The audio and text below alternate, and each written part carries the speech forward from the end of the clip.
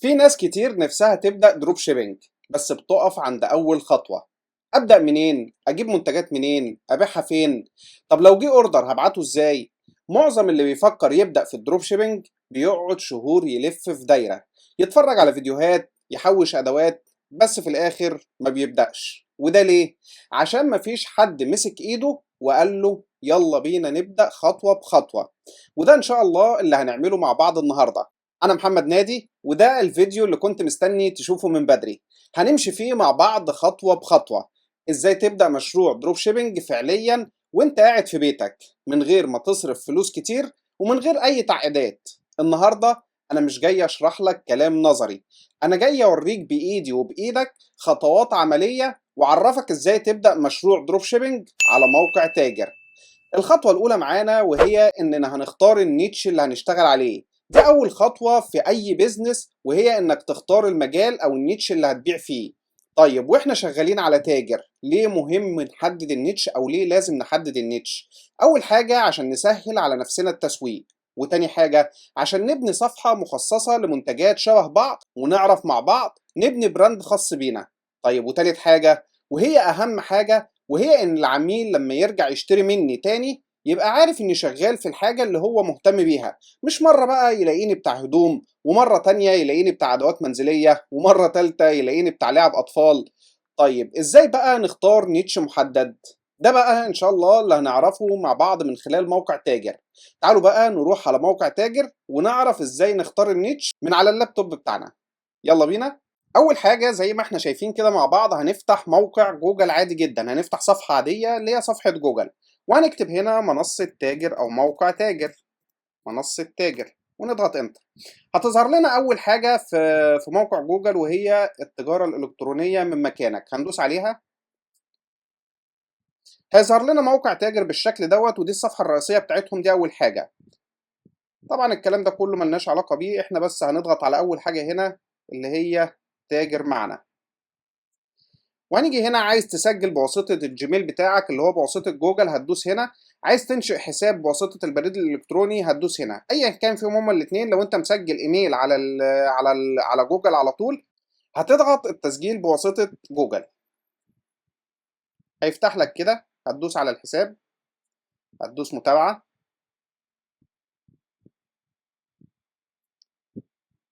وكده يبقى عملنا تسجيل بالجيميل بتاعنا. هيقول لك ادخل رقم هاتفك او ادخل رقم الهاتف. هنيجي هنا ندخل التليفون بتاعنا. انا طبعا عامل حساب قبل كده واكونت قبل كده على الرقم. اقول لك تعالى برضو عشان الناس اللي مش هتعرف تكمل لوحدها نعمل خطوة بخطوة زي ما قلنا من الاول للاخر. تعالوا ندخل رقم تليفون.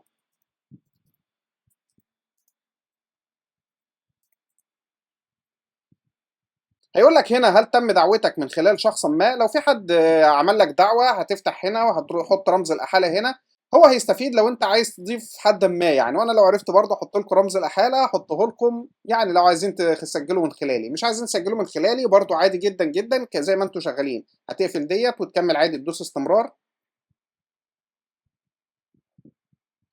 هيقول لك هنا ان لازم ان انت تعمل توثيق بالبريد الالكتروني. ده هيقول لك خلاص تم التوثيق لان انت داخل من الجيميل على طول. توثيق رقم الهاتف، هيبعت لك رساله او كود على التليفون بتاعك، هتقول له ارسل الكود.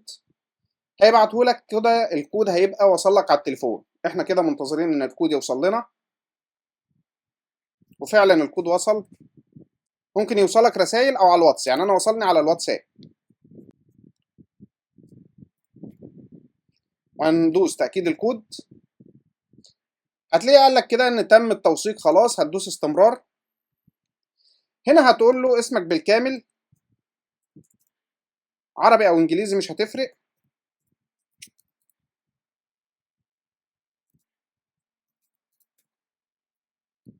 الجنسيه هتقول له طبعا مصر، لو انت من دوله تانية برضه هتدوس الجنسيه بتاعتك. هيقول لك انت مسوق ولا لست مسوقا، انت سوقت قبل كده ولا ما سوقتش. لو انت سوقت هتدوس له اه انا مسوق بالفعل. هيقول لك ايه سوقت فين. لو انت لست مسوق هتدوس له لا لا ما سوقتش بعد. تعال نقول ان احنا لسه جداد، لسه في المجال بنبدا، ما سوقناش اي حاجه، فهنقول لست مسوق بعد. هيقول لك هل مهتم بالتعلم لتصبح معنا، هتقول له نعم. كيف تصبح خبرتك في مجال التسويق والحملات الاعلانيه، هنقول له 0 سنوات، احنا قلنا ان احنا ما نعرفش حاجه. هل لديك متجر الكتروني؟ لو انت عامل موقع، احنا طبعا بنقول ان احنا لسه بنبدا فما عندناش موقع. لو عندك موقع هتربطه بموقع تاجر وتدوس هنا، وده ان شاء الله هنتعلمه مع بعض. الخطوه الثانيه هنعمل موقع، لكن احنا دلوقتي مش هنشتغل على موقع، احنا هنشتغل على الفيسبوك. خلونا ما نسبقش الاحداث، خلونا بس شغالين دلوقتي ايه، نقول له ما عندناش موقع وهنقول له اكمل البيانات. هياخد وقت شويه في التحميل، معلش النت تقريبا فيه مشكله او حاجه. فتح اهو.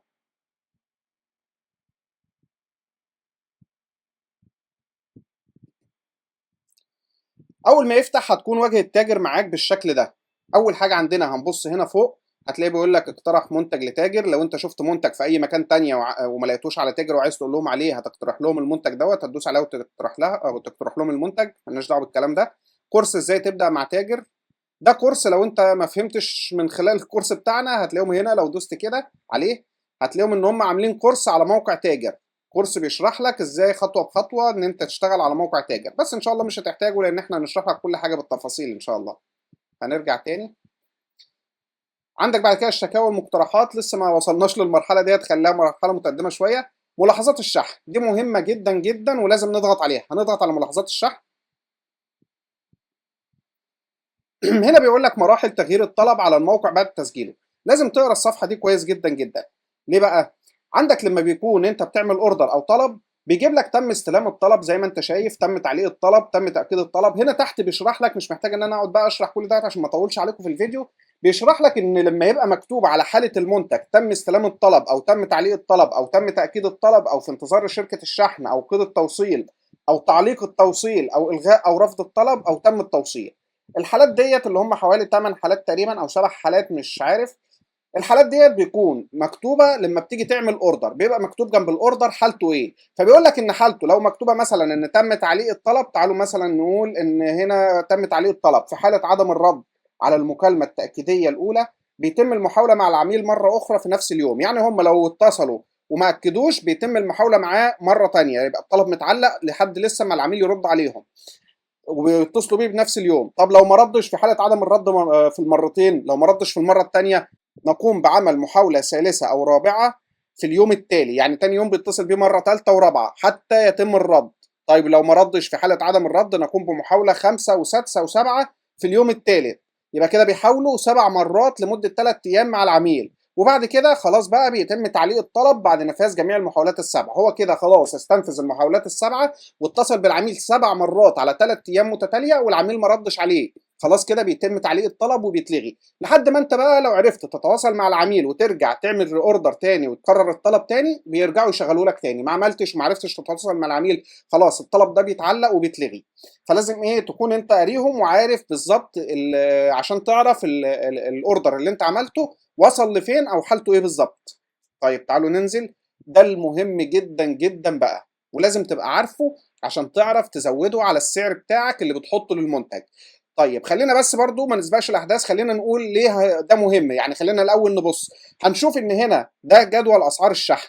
بيعملوا شحن للقاهره والجيزه والاسكندريه ب 70 جنيه، وبيعملوا شحن لسوهاج واسيوط اللي هي محافظات الصعيد، المنيا، اسيوط، وادي النطرون، العين السخنه، الاقصر، اسوان، الساحل الشمالي، هنا البحر الاحمر، ده شحنها بيكون 80 جنيه.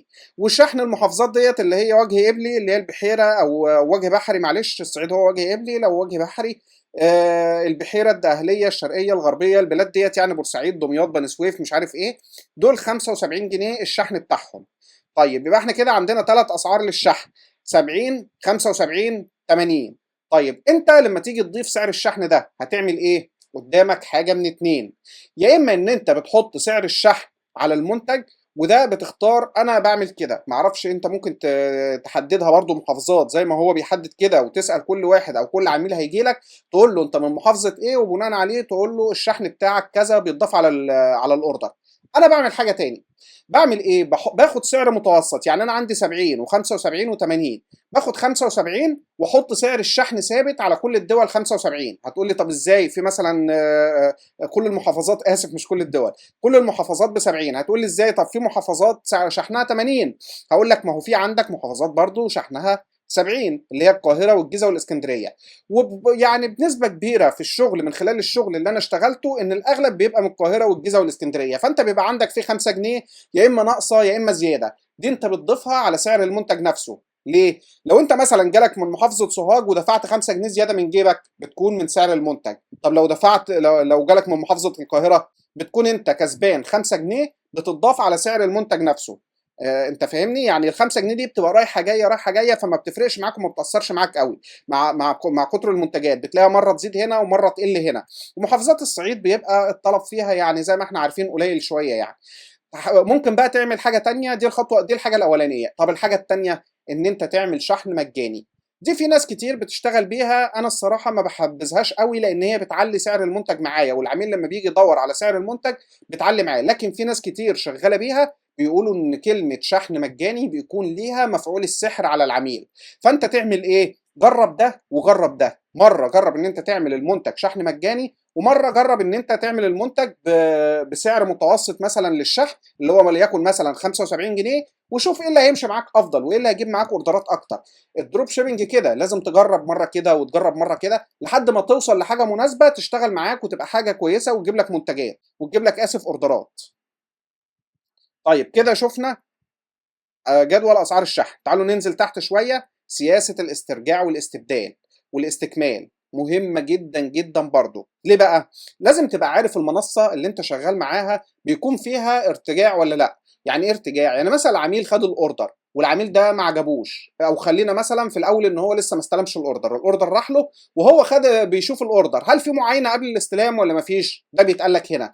هل في معاينه قبل الاستلام ولا ما فيش معاينه ان العميل ياخد الاوردر وبعد كده يبقى في مرتجع؟ طيب في معاينه قبل الاستلام هتقول للعميل بتاعك، لو سالك في معاينه قبل الاستلام هتقول له اه ممكن يا فندم تعاين، لو ما عجبكش المنتج بترجعه مع مندوب شركه الشحن تاني. طيب لو العميل استلم، خلاص استلم الاوردر وعايز يعمل له ارتجاع، عايز يرجعه تاني للمنصه، يعمل ايه؟ هل في مرتجع ولا ما فيش مرتجع؟ في بعض المنصات بتعمل مرتجع. يعني ايه تعمل مرتجع؟ يعني هي بيبقى متاح عندها ان ممكن يرجعوا الاوردر او المنتج بتاعهم.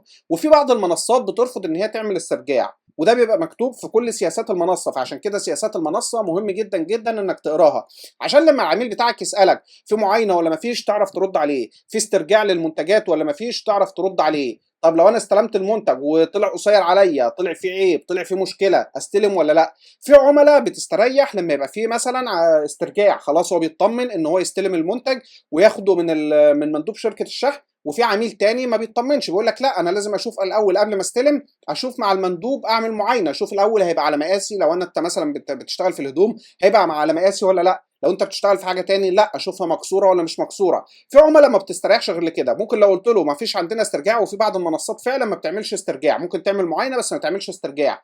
بيقول لك مثلا لا لا لو ما فيش استرجاع انا مش هستلم المنتج، او ممكن اصلا ما يطلبش منك. فدي بتبقى مميزات المنصه بتديها لك، وبتبقى حاجه كويسه جدا جدا لو في عندهم استبدال واسترجاع او في عندهم معاينه قبل الاستلام. تعالوا بقى خلينا في موقع تاجر. تعالوا نشوف هنا طلبات الصرف.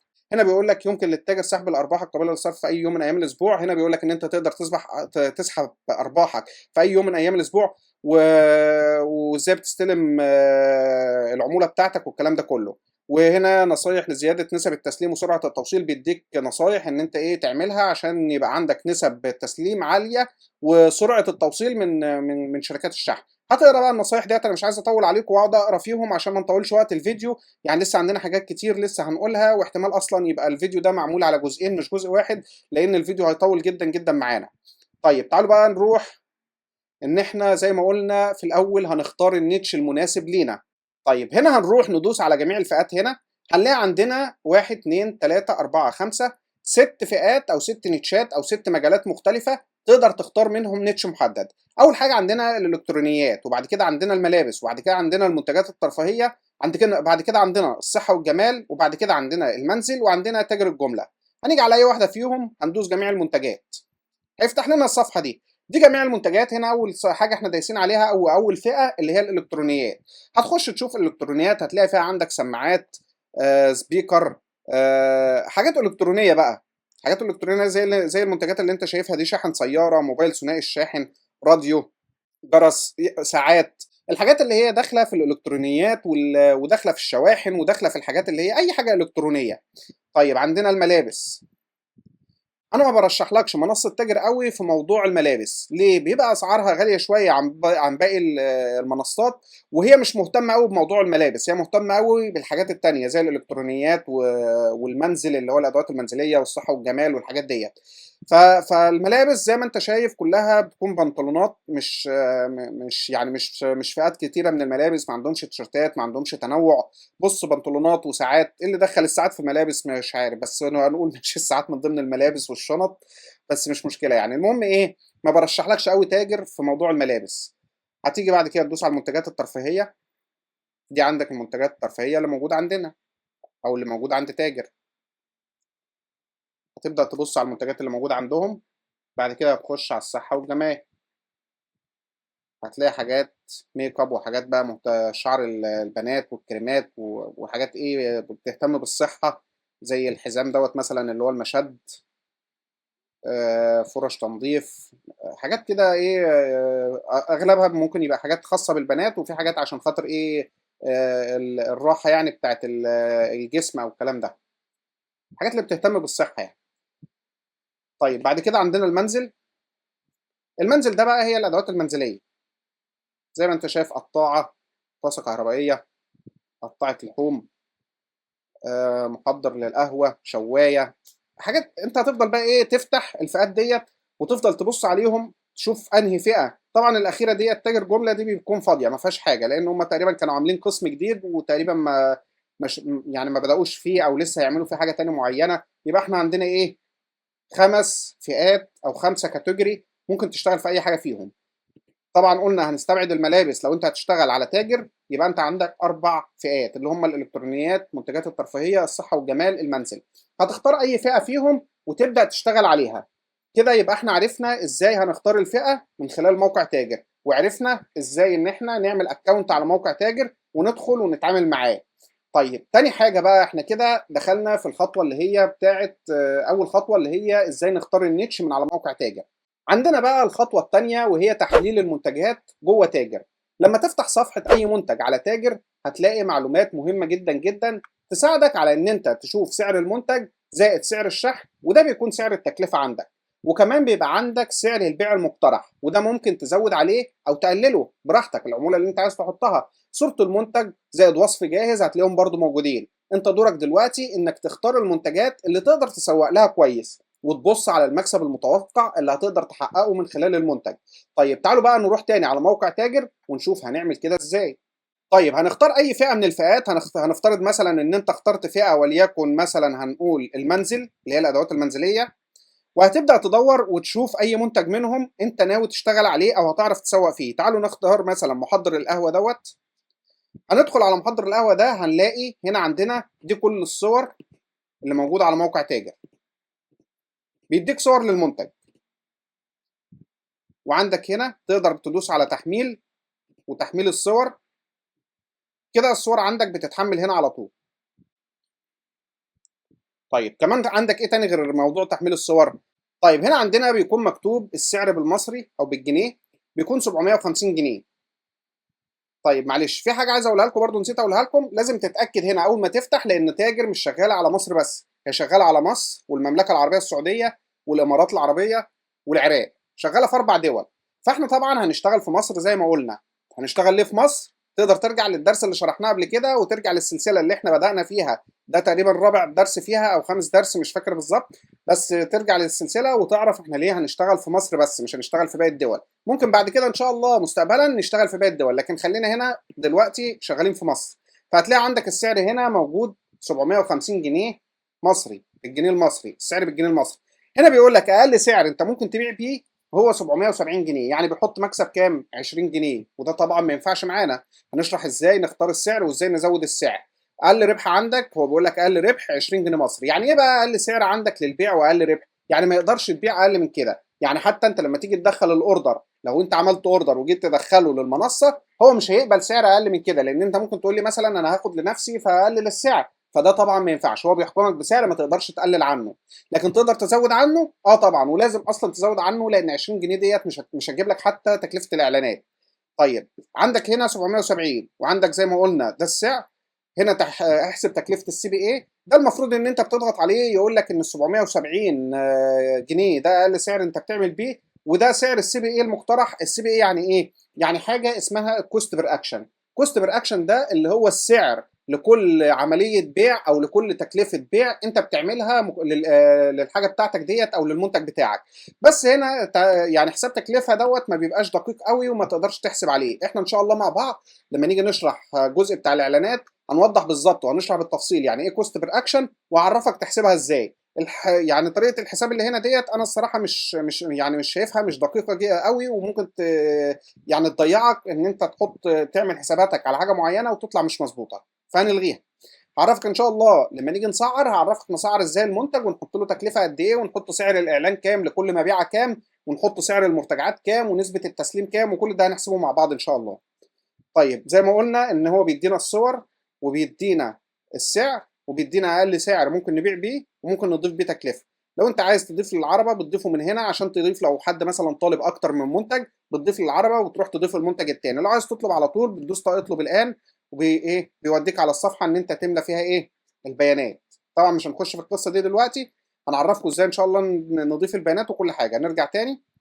هنا بقى بتنزل تحت شويه كده بتلاقيه حاطط لك تفاصيل سريعه. دي تفاصيل المنتج، اسم المنتج، الجمله التسويقيه لو بتحب ريحه القهوه، يعني انت لو عايز تعمل جمله تسويقيه بيديك كوبي رايتنج ان انت تحطه للاعلان. بيديك مميزات المنتج لو انت عايز تعمل المميزات دي تحطها في البوست اللي انت هتعمله على الصفحه، طبعا هنحتاجها. وهنا بيديك افكار للمحتوى ان انت ممكن تعمل مثلا تفاصيل سريعه. القدره دي برضو ايه حاجات من المميزات بتاعه المنتج هنقدر نستفيد بيهم في ان احنا واحنا بنعمل بوست او كوبي للاعلان بتاعنا على صفحه الفيسبوك يبقى عندنا الكلام دوت هنستعين بيه وهناخده من هنا.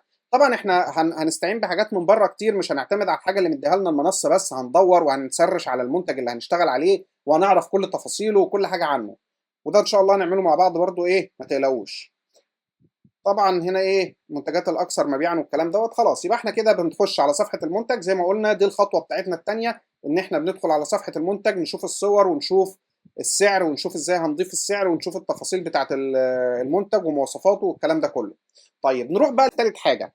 طيب الخطوه الثالثه عندنا وهي انك بتجهز صفحه البيع بتاعتك. طالما احنا طبعا شغالين هنا زي ما قلنا على موقع تاجر مش هنعمل موقع في الوقت الحالي، لكن لازم طبعا تعمل صفحه على فيسبوك او انستجرام عشان تعرف تسوق منها المنتجات دي. وده هيكون من خلال خطوات بسيطه جدا جدا ان شاء الله. اول حاجه انك هتفتح صفحه جديده على فيسبوك باسم قريب من النيتش بتاعك. مثلا لو احنا هنشتغل او لو انت ناوي تبيع حاجات منزليه او ادوات منزليه هنسميه مثلا بيت مريح وليكن يعني. وبعدين هتحط لوجو بسيط وصوره كفر على صفحه الفيس بتاعتك عشان تبان ان هي شكلها احترافيه. تاني حاجه هتنزل صور الموقع من على موقع تاجر زي ما عملنا. وبعد كده طبعا هتنسخ وصف المنتجات وهتعدل عليه شويه زي ما قلنا من خلال السيرش اللي هنعمله عشان طبعا يخلي طريقتك مميزه. تقدر كمان تستخدم ادوات زي كانفا عشان تعمل بوستات جذابه. هنتعلم برضو كل ده مع بعض ونعرف نعمله ازاي. طيب تعالوا بقى نروح على موقع تاجر واللابتوب بتاعنا عشان نشوف برضو هنعمل كده ازاي. طيب احنا هنا على موقع تاجر قلنا خلاص هنشتغل على منتج محضر القهوه ده وعملنا له داونلود ونزلنا الصور بتاعته. هنعمل ايه دلوقتي؟ هنروح نعمل صفحه فيسبوك. تعالوا نروح كده. هنفتح صفحة الفيسبوك بتاعتنا العادية جدا العادية خالص اللي هو الاكونت بتاعنا، وهنيجي على الجنب كده هنلاقي مكتوب هنا الصفحات. ماشي. هتدخل على الصفحات هيظهر عندك الصفحات هنا اللي بتديرها. طبعا انت ما عندكش صفحات تديرها فممكن ما تلاقيش حاجة هتلاقيها فاضية مش مشكلة. هتدوس هنا بقى هتدوس انشاء صفحة جديدة او ملف شخصي جديد. وتيجي هنا يقول لك انت عايز تعمل ملف شخصي ولا عايز تعمل صفحة عامة. احنا طبعا عايزين نعمل صفحة عامة فهندوس هنا وهندوس التالي. هيقول لك انشاء صفحه لتشجيع كذا كذا كذا اقول له اه بدء الاستخدام. هيجي هنا يقول لك اسم الصفحه ودي حاجه مطلوبه. احنا قلنا هنعمله زي ما قلنا بيت مريح مثلا. بيت مريح. ماشي. الفئه المطلوبه هندوس كده. هيقول لك اكتب شيء للفئه. احنا قلنا هنشتغل ادوات منزليه.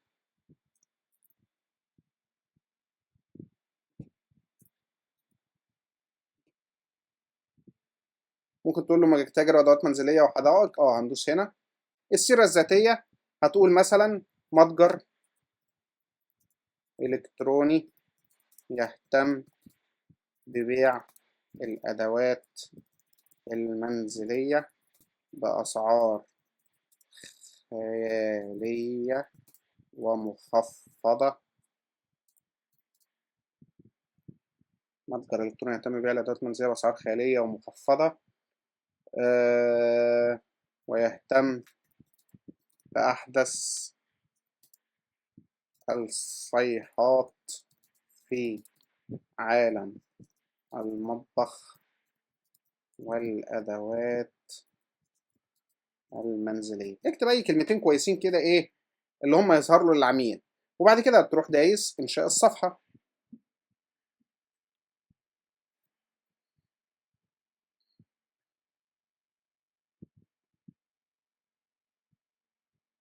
هنا هو بيكريت لنا الصفحة بتاعتنا، فبياخد شوية وقت على ما يكريت. هيخش بعد كده هيقول لك لو أنت عندك موقع ويب، لو عندك رقم تليفون طبعا هتبدأ تضيف رقم تليفونك. ماشي. البريد الإلكتروني بتاعك هتضيفه، الموقع، العنوان، البلدة، مش عارف إيه، ساعات العمل. لو أنت عايز تضيف ساعات العمل طبعا هتدوس مفتوحة دائما، لأن أنت كده كده أونلاين فهتشتغل في أي وقت. هتدوس التالي. هتدخله بقى، بيقول لك لا ده أنت لازم تدخل رقم تليفون. تعال ندخل رقم تليفون وبعد كده بقى نشيله.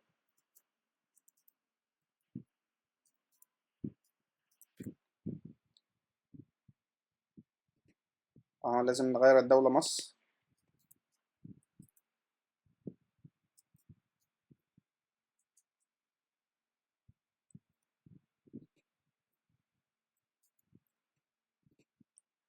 تمام. هيقول لك تمام أنت كده ضفت. تدوس التالي.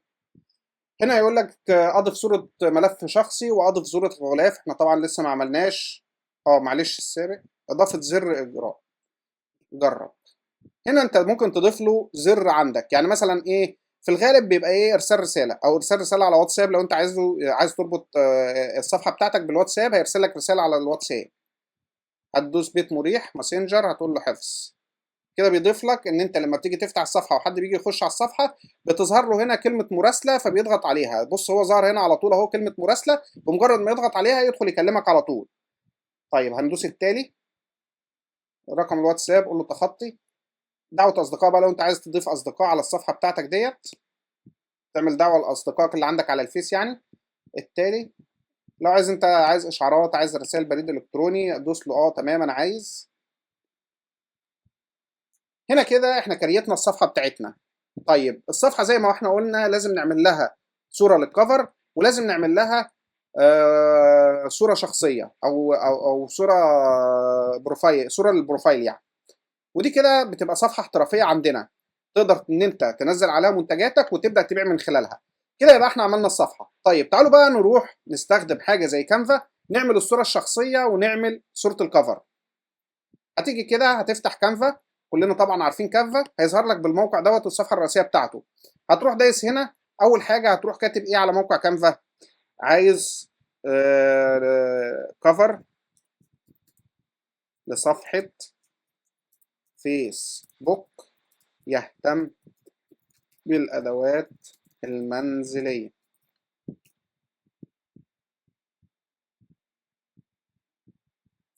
هيجيب لك كفر زي كده.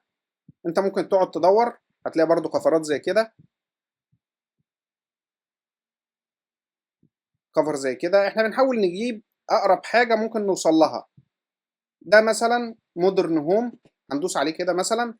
خلي بالك لما انت بتضغط عليه بيفتح لك حاجات تانية. بص بقى بيظهر لك مثلا تخفيضات الموسم، مش عارف ايه كلام كده ايه موجود كتير. هتفضل تفتح وتفضل انت تدور. طبعا احنا بقى ايه، انت هتفضل تدور وتشوف احسن حاجة. احنا مش هنقعد ندور يعني. انا شايف دي ممكن كويسة شوية يعني. بص شكلها كويس جدا، وتسوق الان على اكثر من 5000 منتج. انت طبعا هتشيل الكلام دوت لانه ايه مش هيبقى مناسب معاك. هتروح دايس تخصيص هذا القالب. احنا شغالين بالعربي مع بعض، مش عاملينه انجليزي، خلينا شغالين بالعربي. هتيجي هنا على تخفيضات موسم ديت، عايز تسيبها مفيش مشكله. هنا عيد الاضحى المبارك عايز تسيبه مفيش مشكله، بس احنا مش في عيد الاضحى فهنشيلها. هنطلع دي فوق كده شويه. تسوق الان. خليها زي ما هي. هتيجي هنا بقى انت عايز تضيف اسمك مع هدايا مجانيه. عايز تضيف اسمك، هنروح مثلا ايه، نطلع كده صفحه لفوق ونعمل دبليكيت. هيبقوا اتنين، هننزل واحده تحت شويه ونكتب دي مع بيت مريح، اللي احنا ايه اسم الصفحه اللي احنا اخترناها بتاعتنا. عجبك الالوان عجبك، مش عجبك الالوان ممكن تغيرها. طبعا احنا مش عايزين نطول في وقت الفيديو، هنشيل بس الحاجات اللي تحت ديت عشان ده ارقام تليفونات. لو انت عندك رقم تليفون ممكن تبقى تضيفه، وهتروح جاي عامل ايه، مشاركه، تنزيل جي بي جي، وتعمل تنزيل.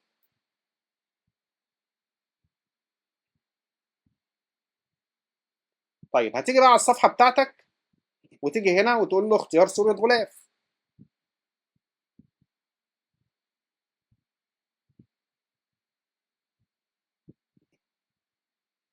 معلش انا اسف، هتعمل تحميل صوره.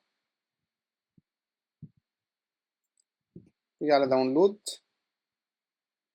وتختار الصوره اللي احنا لسه عاملينها.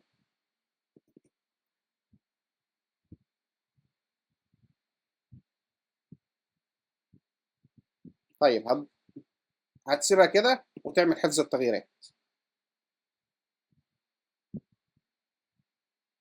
طيب عايزين بقى دلوقتي نعمل صورة للبروفايل. هنيجي برضو على كانفا زي ما قلنا، ونفس الكلام هنروح قافلين ده، ونيجي هنا نبحث نقول بدل بقى كفر صفحة فيسبوك هنقول صورة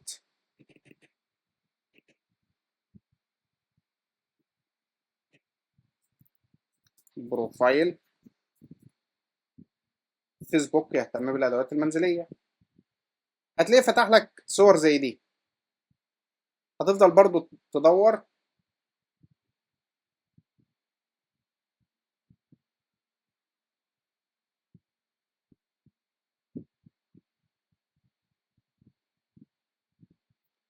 انت ممكن ما تلاقيش، فهتتعب نفسك شوية وهتبدأ تصمم صورة، وبرضو الموضوع سهل. يعني انا ممكن اخد اي صورة من دول واروح كاتب ادوات منزلية.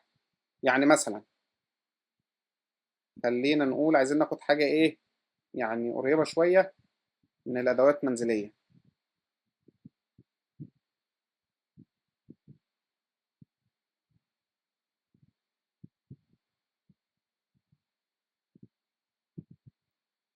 يعني المفروض إن إحنا نقعد ندور بقى خلينا ناخد الصورة دي مثلا، نعمل تخصيص كده،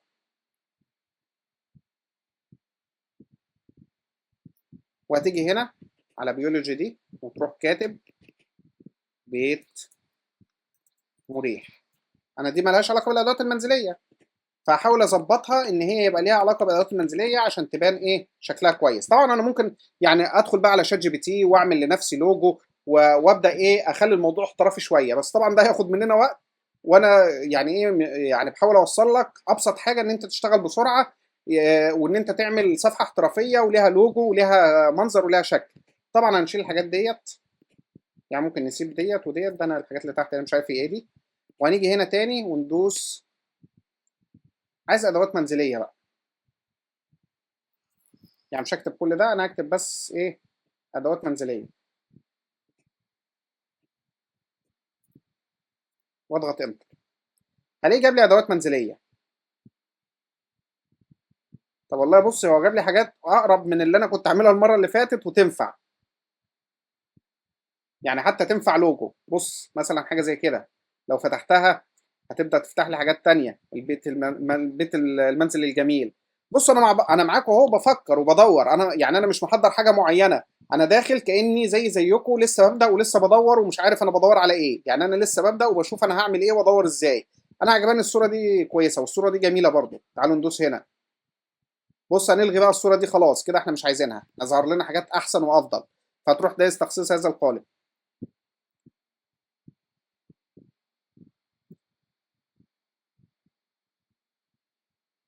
هتيجي الصوره ديت كده، هتروح جاي على البيت المصري دي وتعملها بيت مريح.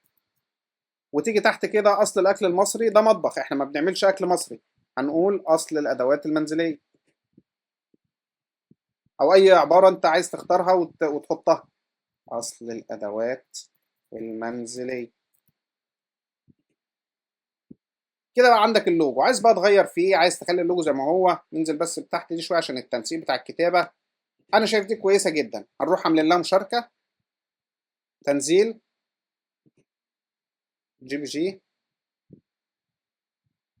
تنزيل. كده نزلت عندنا الصورة، أو بتنزل، هتنزل أهي، نزلت كده الصورة. هنروح رايحين على الصفحة بتاعتنا وندوس هنا ونقول له اختيار صورة ملف شخصي. هنقول له تحميل صورة. هنروح برضو على الادوات المنزليه اللي عندنا اهي، الصوره اهي،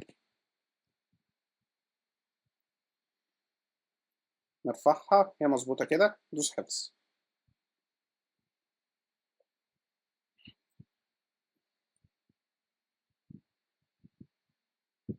كده انت بقى عندك صفحة احترافية جاهزة تقدر تبيع فيها، تبدأ تعرض عليها اعلانات، تبدأ تعرض عليها منتجات، وتبدأ تعمل عليها اعلانات، وتبدأ بسم الله الرحمن الرحيم تبدأ وتبيع.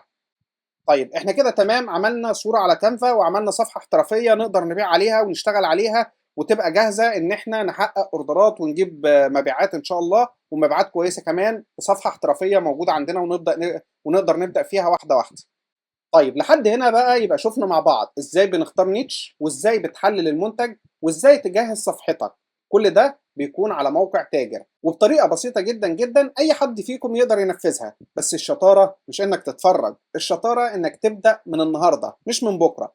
ابدأ حتى بمنتج واحد او بوست واحد او حتى اوردر واحد، المهم انك تبدأ وهتلاقي كل حاجة واحدة واحدة ان شاء الله بتمشي معاك. ولو لسه حاسس انك محتاج تطمن اكتر استناني ان شاء الله في الجزء الثاني، هفهمك فيه ازاي تسعر صح، وازاي تسوق بذكاء، وازاي تدير اول اوردر فعلي من غير ما تتلخبط.